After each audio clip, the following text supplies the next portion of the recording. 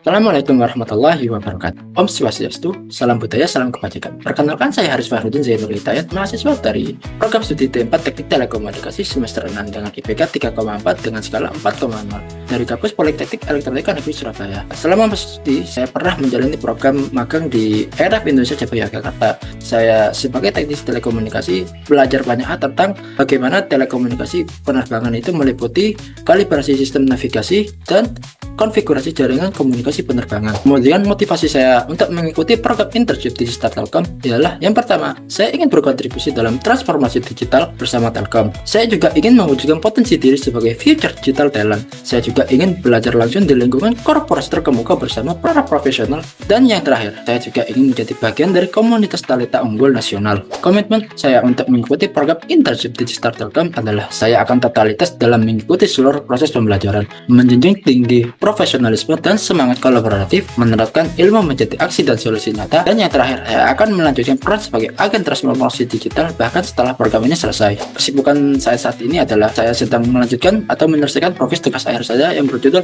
Evaluasi Efektivitas Simulasi Distribusi menggunakan Copy sebagai upaya peningkatan kesadaran keamanan pengguna jaringan Wi-Fi publik, di mana pada penelitian ini saya berfokus untuk meningkatkan kesadaran pengguna jaringan Wi-Fi publik atau masyarakat luas tentang adanya ancaman pada link phishing yang sering mereka dapatkan melalui email, WhatsApp, atau media lainnya. Berikut merupakan project internship saya selama magang di ERF Indonesia Cabang Yogyakarta, yaitu melakukan kalibrasi peralatan navigasi di Bandara Yogyakarta International Airport, di mana peran saya di sini adalah sebagai teknisi magang yang berperan membantu supervisor melakukan parameter sinyal dari lokalizer menuju glide path. Kemudian durasi pengerjaan pada proyek kali ini memakan waktu sekitar 1 hari penuh. Kemudian untuk tahapan-tahapan yang dilakukan dalam proyek kali ini yaitu pertama melakukan parameter sinyal, yang kedua konfigurasi ground check, dan yang ketiga adalah melakukan pelaporan teknis. Kemudian kendala yang dialami ketika melakukan proyek ini adalah yang pertama adanya interference dan cuaca yang tidak optimal sehingga menyebabkan sinyal menjadi tidak baik.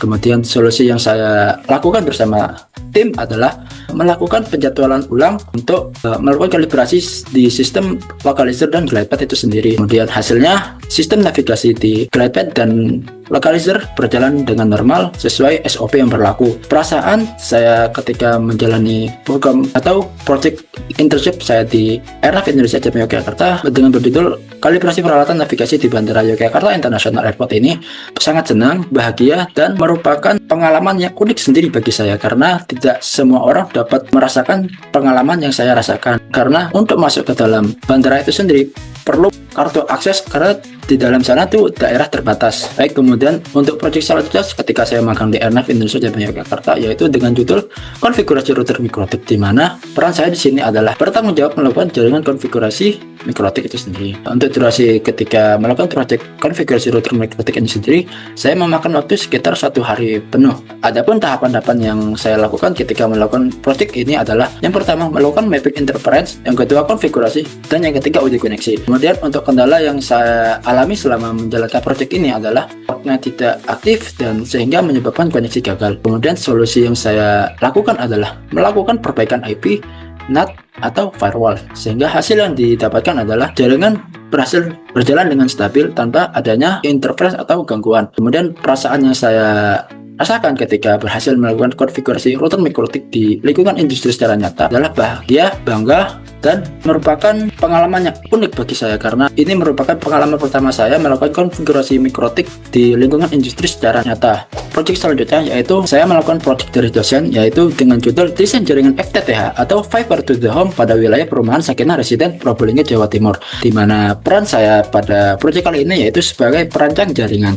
Untuk project kali ini saya memerlukan durasi waktu sekitar 10 hari. Adapun tahapan yang saya kerjakan untuk menyelesaikan proyek kali ini yaitu yang pertama melakukan pemetaan lokasi, yang kedua pemetaan ODC atau ODP, ketiga melakukan estimasi biaya dan kabel. Kemudian kendala yang saya alami ketika melakukan proyek ini adalah keterbatasan data lokasi. Kemudian untuk solusi yang saya lakukan terhadap kendala yang saya alami selama menjalankan proyek ini yaitu melakukan survei virtual menggunakan software Google Earth Pro dan kemudian melakukan pendekatan teknis jarak. Hasilnya desain terlihat realistis dan rapi. Perasaan yang saya rasakan ketika berhasil menjalankan atau menyelesaikan proyek dari dosen ini adalah senang, bahagia karena dengan proyek ini saya mendapatkan pengalaman layaknya berpikir seperti planner asli. Software atau tools yang sering saya gunakan ketika mendesain jaringan yaitu yang pertama, saya terbiasa menggunakan Winbug dengan rating 9/10, Cisco Packet Tracer dengan 8/10, Wireshark dengan 9/10, MATLAB dengan